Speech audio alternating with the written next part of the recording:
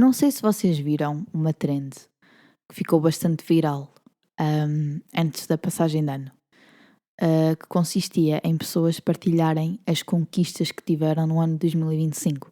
E eu admito que, em termos de trends, nunca acompanhei nenhuma, porque eu nunca acho a piada, ok? Tu vês um vídeo, até és capaz de rir, até és capaz de achar piada, mas depois nunca senti aquela necessidade de ver mais vídeos sobre isso. Mas esta em específico deixou-me muito curiosa e admito que sempre que me apareciam vídeos na página principal ia pesquisar mais, porque eu sou uma pessoa com muita empatia dentro de mim e é um traço da minha personalidade que eu gosto de ter. E acho também muito importante nós conhecermos-nos e sabermos porque é que somos da forma como somos e o que é que nos levou a ser como somos, a pensar como pensamos e tudo mais. E eu lembro-me perfeitamente do dia em que eu percebi e aprendi o que é sentir empatia. Eu lembro-me perfeitamente deste dia porque sinto que foi algo que me marcou de tal forma que eu muitas das vezes penso, de uma forma muito aleatória neste dia, às vezes, sei lá, passam anos desde que eu me lembro disto, mas depois lembro-me outra vez, às vezes acordo de manhã e lembro-me disto. E basicamente, isto foi uns dias antes do meu aniversário. Eu devia ter para aí 11, 12 anos. E nessa altura, como é que eram as festas de aniversário? Não íamos a jantares, não íamos para o mercado, não íamos para o metrónomo.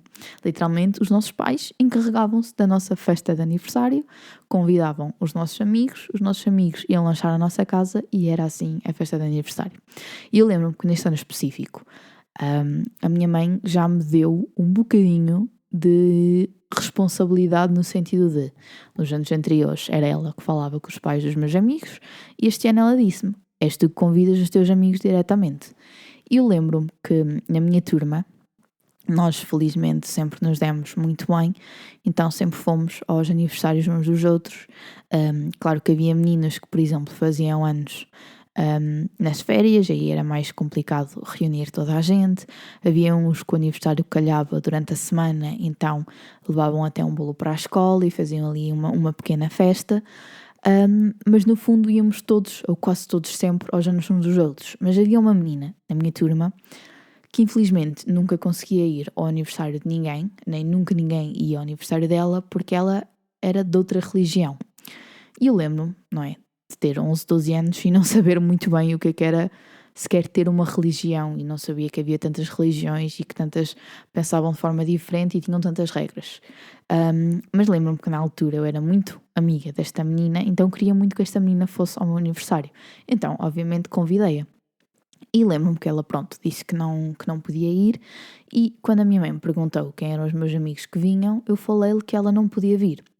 E depois lembro-me de estarmos, eu e a minha mãe, no mini preço, no antigo mini preço em Vinhais, de estar esta menina e a mãe dela, e de estar a minha mãe. Eu tenho esta imagem que se eu conseguisse e soubesse desenhar, eu conseguia-vos desenhar esta imagem da forma mais perfeita possível, porque me marcou mesmo, de estar a minha mãe a dizer-lhe, por favor, deixa vir, ela quer vir, vão estar todos lá os amigos todos, e de ter a minha amiga a chorar baba e ranho, e de ter a mãe a dizer que não dava, que não era possível. E eu lembro-me que foi aí que eu me apercebi que o que os outros estavam a sentir influenciava aquilo que eu estava a sentir. E vocês se calhar pensam que a minha empatia era sobre a minha amiga, mas não era. Claro que de certa forma eu já sentia algum tipo de empatia por ela e não sabia bem o que era, mas lembro que naquele momento eu fiquei a sentir mais empatia pela mãe. Porquê? Porque não era o caso de uma mãe que não queria que a filha fosse. Era o caso de uma mãe que queria que a filha fosse, mas não tinha a liberdade para lhe dar essa liberdade à filha. E obviamente que eu agora sou adulta e consigo ver as coisas de uma forma diferente, tenho também mais conhecimento, depois ao longo dos anos também fomos aprendendo mais coisas sobre tanto a religião dessa menina como a família dessa menina, e agora eu consigo entender qual era o obstáculo que estava ali. Mas lembro que na altura a minha empatia foi mesmo para com a mãe, porque eu comecei a pensar, esta mãe claramente quer que a filha vá, claramente não quer que a filha esteja a chorar, claramente quer que a filha conviva com os amigos, mas não lhe pode dar essa liberdade.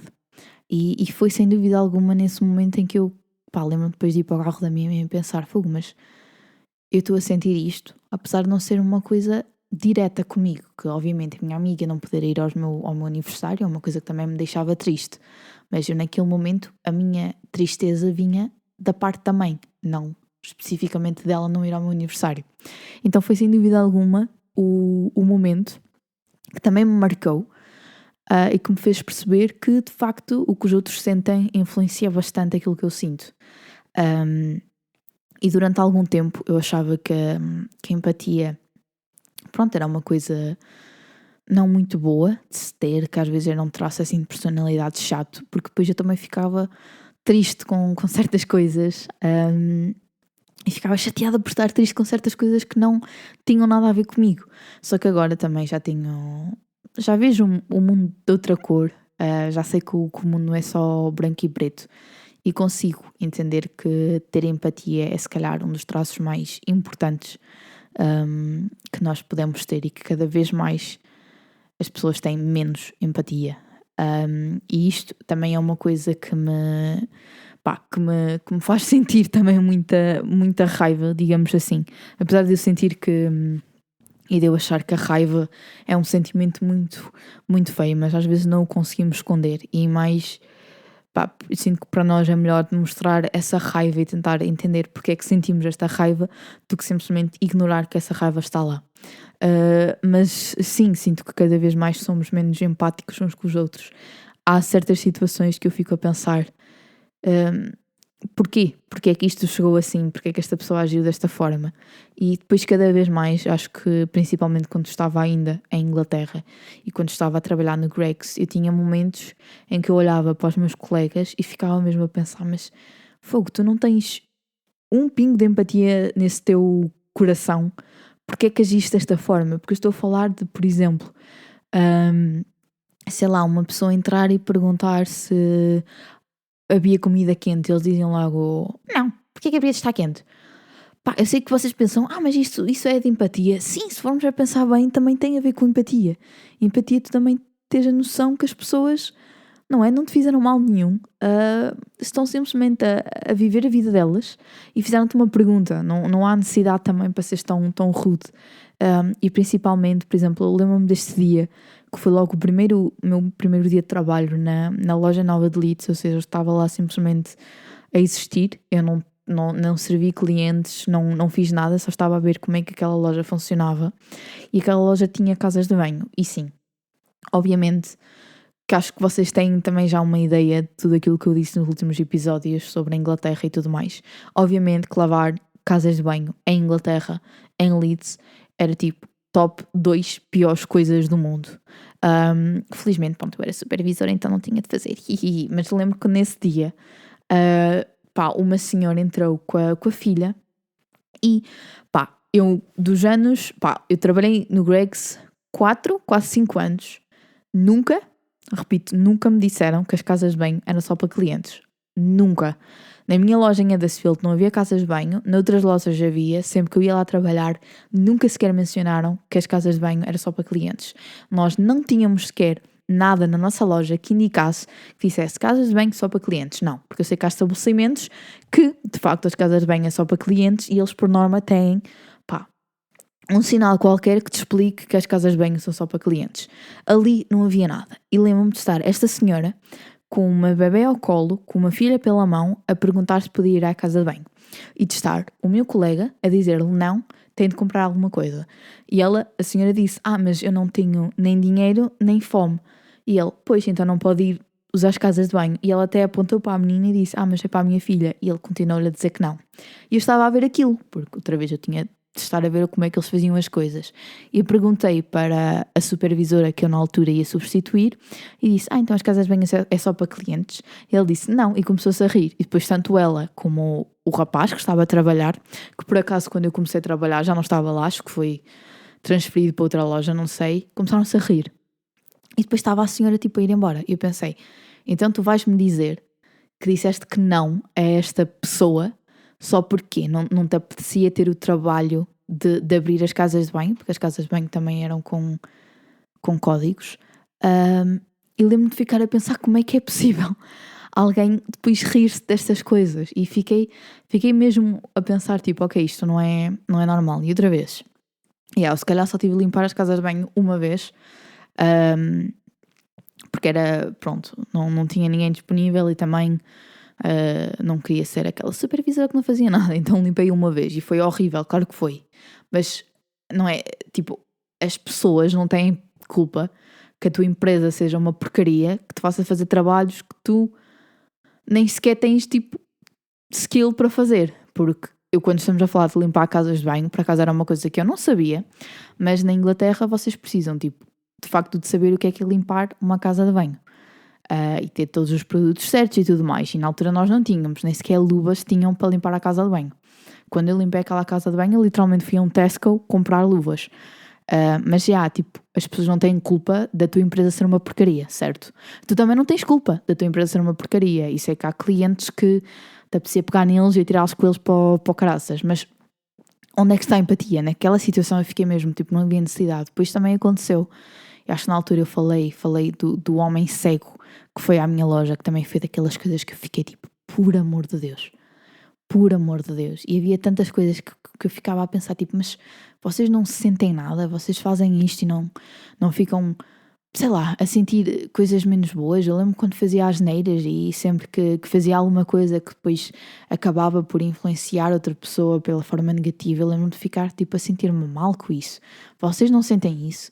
Opa, é bué chato e sinto que cada vez mais há pessoas assim. Por isso é que para mim, quando encontro pessoas que sentem empatia e que conseguem entender aquilo que eu sinto um bocado por exemplo, eu não, às vezes custa-me imenso, na Inglaterra custava-me imenso, depois também, não é que me fui habituando, mas comecei a aprender a não olhar, mas custava-me imenso passar por sem-abrigos na rua.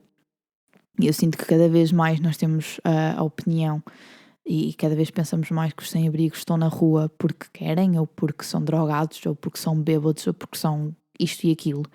E a maior parte das vezes são pessoas que estavam a viver a vida delas completamente normal e tiveram um problema e depois tiveram de ir para a rua. E há até, já não sei quem foi, mas na altura, acho que foi das eleições, das últimas que houveram em Portugal, apareceu esta frase muito nas redes sociais, que era: nós estamos mais perto de virar sem-abrigos do que milionários.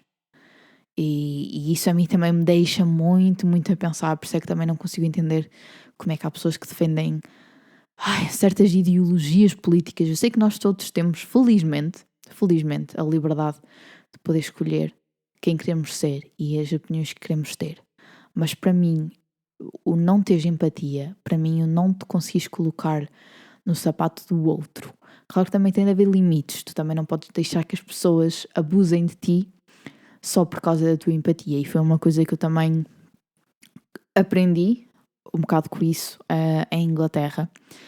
Não aconteceu comigo diretamente, mas fui vendo acontecer e ficou-me sempre um bocadinho o que é isto. Eu já não me lembro se falei desta pessoa em específico em algum episódio anterior, mas havia um sem-abrigo em Leeds que durante muito tempo ele dormia à frente da minha loja.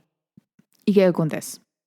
A minha loja tinha serviço de esplanada e ele dormia sempre onde punhamos a esplanada. Então, por volta das 6 da manhã, 6:15, a esplanada tinha de ser posta na rua e muitas das vezes eram os funcionários ou até o patrão, se estivesse a trabalhar, que tinha de acordar este sem-abrigo e dizer-lhe: olha, agora tens de mudar de lugar porque temos de pôr aqui a esplanada. E ele era sempre muito educado e obviamente quando tu vives em Inglaterra apercebes-te que em 5 dias 5 são de chuva, estão a ver? E é o que eu digo, eu felizmente às vezes apanhava frio de rachar em Inglaterra, às vezes ia trabalhar com chuva, mas depois chegava à casa quentinha, tomava um banho quentinho, vestia o pijaminho quentinho e metia-me na cama quentinha. Então naquelas alturas em que estava mesmo a chover muito e fazia muito frio, obviamente que ter aquela pessoa ali à tua frente a dormir metia pena. Então pronto, ele a que tinha de acordar quase todos os dias, não sei o quê, mas ele era educado. E uma coisa que o Grex faz é, se você entrares num Grex e pedir um copo d'água, nós damos-te o copo d'água. E muitos sem-abrigos o que faziam era pedir copo d'água. E no Grex, como também vendemos chás, e na Inglaterra, pronto, as pessoas bebem chá com leite, nós temos uma bancada para tu preparares o chá com leite, que é tipo, tem uma coisinha de leite.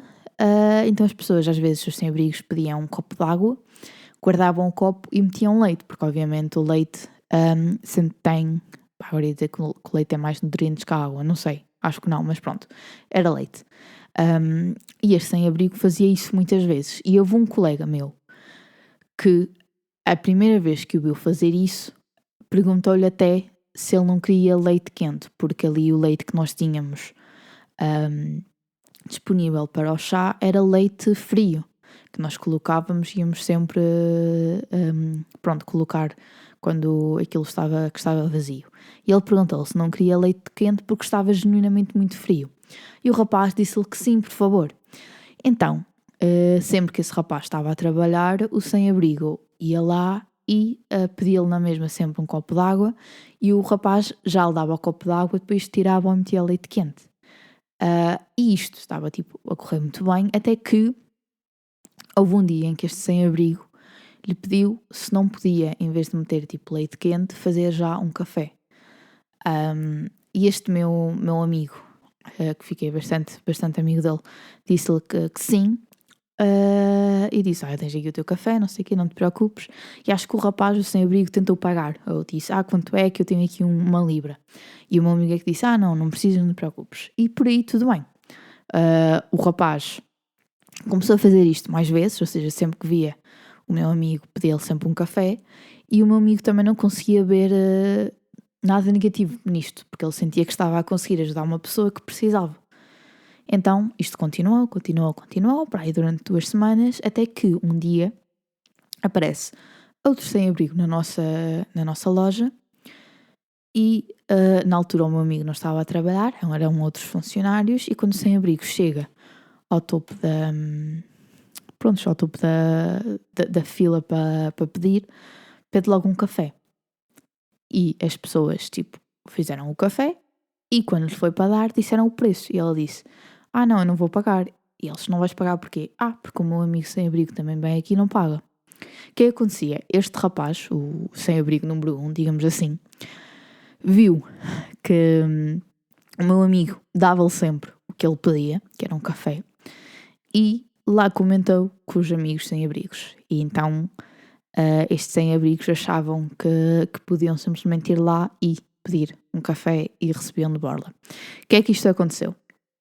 Isto fez com que nós tivéssemos de dizer não aos pedidos de copos de água.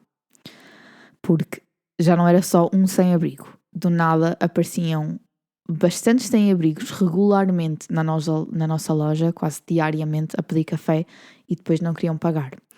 E a questão é quando são sem-abrigos, isto é também uma coisa que eu, que na parte da empatia eu também gosto de mencionar, que é que as pessoas também, há quem mereça receber empatia, há quem mereça não receber empatia. Recebe-a na mesma, mas não merecia.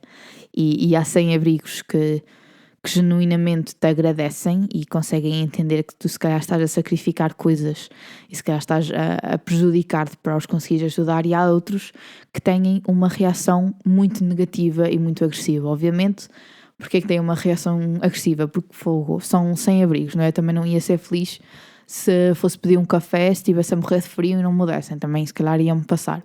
Mas tivemos bastante sem-abrigos que ficaram bastante agressivos,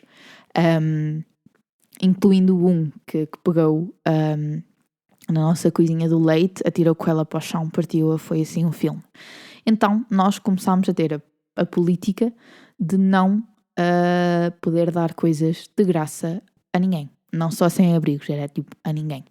Claro que eu, nunca o fiz, porque é o que eu digo, eu não me importo para nada. Nós estamos a falar de uma empresa multibilionária. Não era por eu dar um café por dia a um sem-abrigo, ou se calhar e na loucura 10 cafés a 10 sem-abrigos por dia que a minha empresa ia falir.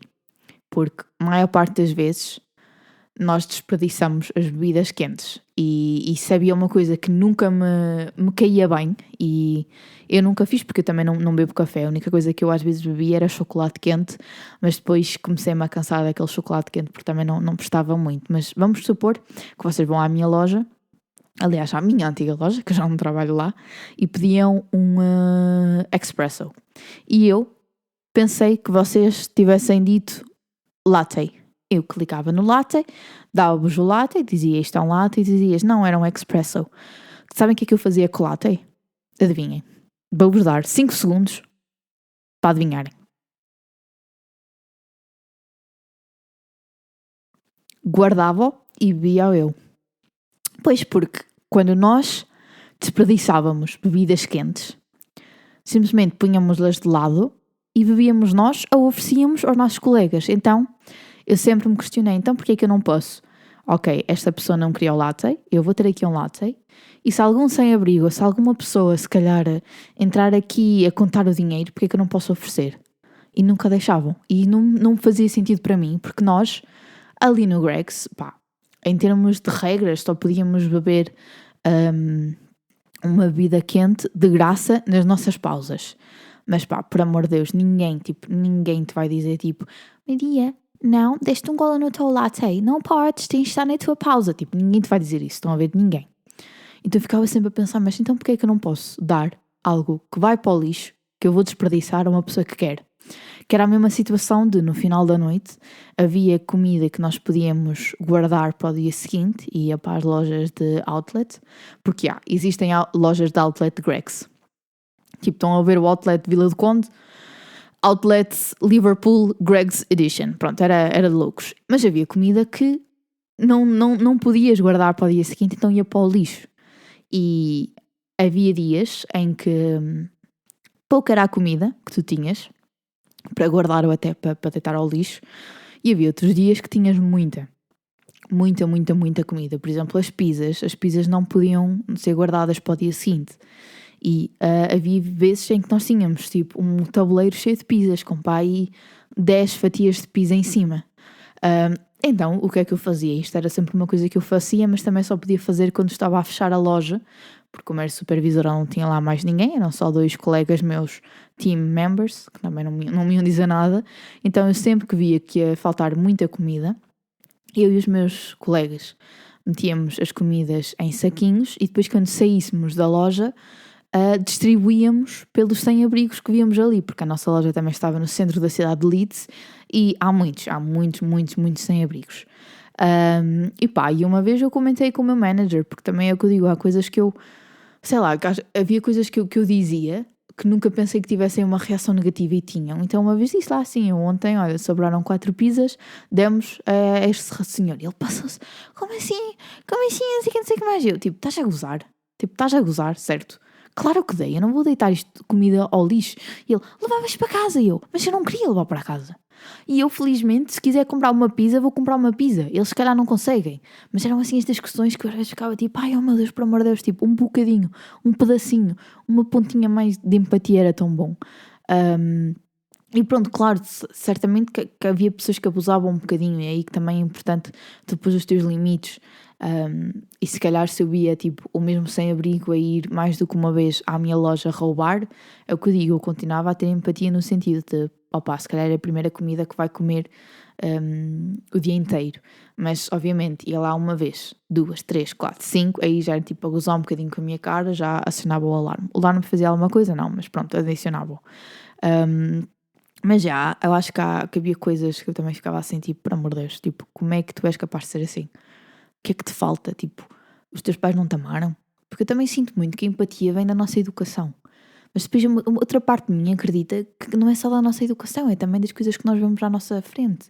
E cada vez mais, às vezes custa-me também acreditar, não vou dizer aceitar, é acreditar, que há pessoas que veem o mundo de uma forma tão negativa. Entendem? Há pessoas que genuinamente, tipo, por exemplo, acordam de manhã e pensam, hoje vou estragar o dia a uma pessoa e vão se calhar para as redes sociais chamar porca uma rapariga qualquer, badalhoca um rapaz qualquer. E fico a pensar só como é que é possível as pessoas tipo serem assim. E é de loucos mesmo. E eu digo, cada vez há menos empatia. E é chato. Eu acho que devia ser o contrário, porque nós cada vez mais pobres estamos. E se calhar devíamos ter um bocadinho de empatia, porque outra vez havia aquela frase então que ficou famosa, que é: nós mais depressa estamos a um passo de ser sem abrigos do que milionários. E pronto, acho que as pessoas que não pensam assim, que nem se lembram disso. Mas pronto, olhem, 2026, já estou a dar tudo, estamos no terceiro dia de 2026. Então eu vou começar a partilhar os episódios do podcast aos domingos. Porquê? Porque me apetece, está bem? Porque acho que ao domingo dá-me também mais um dia para eu gravar com calma. E eu genuinamente quero manter consistência. Eu agora já publiquei 2 Reels, malta, tipo, meu Deus, tipo, influencer do ano 2026, Maria Barreira. Não, mas acho que ao domingo também me dá um bocadinho mais de flexibilidade para conseguir fazer as coisas certinhas. É o final ou início da semana. Há pessoas que começam a semana ao domingo, pecado na minha opinião. A semana acaba ao domingo. E acho que também é melhor. Vocês chegam a casa sábado à noite, depois de uma noitada, acordam por volta das 10h30, 11 da manhã já têm um episódio fresquinho que podem acompanhar. É o que eu disse, não querem ir à missa, ouçam o meu podcast, acho que também está um bom marketing. Mas já também, ainda estou a pensar, também recebi algumas mensagens, recebi 2. Sobre a questão de voltar a gravar com a câmara, mas é o que eu digo, ainda não encontrei uma forma eficiente, porque ainda não encontrei o espaço certo, no sentido de eu gravar da forma como quero, ter o background que eu quero, e custa-me muito gravar com a câmara e passar tudo para o computador, porque as definições da minha câmara estão num setting qualquer e do computador estão noutro, então eu demorava 1 hora a exportar um vídeo de 30 minutos. Isto, é perfeito se, vamos supor que eu gravo o episódio na terça e só vou publicar domingo, perfeito, mas o que é que me estava a acontecer? Eu tinha coisas para fazer, então só conseguia, por exemplo, na altura eu tentava lançar todos os episódios aos sábados, às vezes era sexta à noite e eu estava a tentar gravar. Então a logística assim era um bocadinho diferente. Vou pensar, está bem? Vou ver o que é que há para 2026. E pronto, olhem, também vou fazer episódios mais curtos, porque eu também sinto que há, tipo, não vou dizer sempre que vou fazer episódios mais curtos, mas já há episódios que isto é tipo autocrítica a mim mesma, havia episódios que eu sinto que só estava a falar por falar, no sentido de ver ali os números a subirem, não no sentido de, este tópico vale a pena falar durante tipo 1h30. Por isso eu vou, quando sentir que, vou-me calar, calei-me e vocês não podem fazer nada sobre isso, está bem? Mas pronto, 2026 vai ser bom. Já começou bem, digo eu. Também estamos no terceiro dia, mal será. Quando ouvirem isto vai ser no quarto, mal será que alguma coisa de má tinha acontecido. Mas pronto, muito obrigada mais uma vez por ouvirem o meu podcast e olhem, até para a semana, está bem? E dá a missa.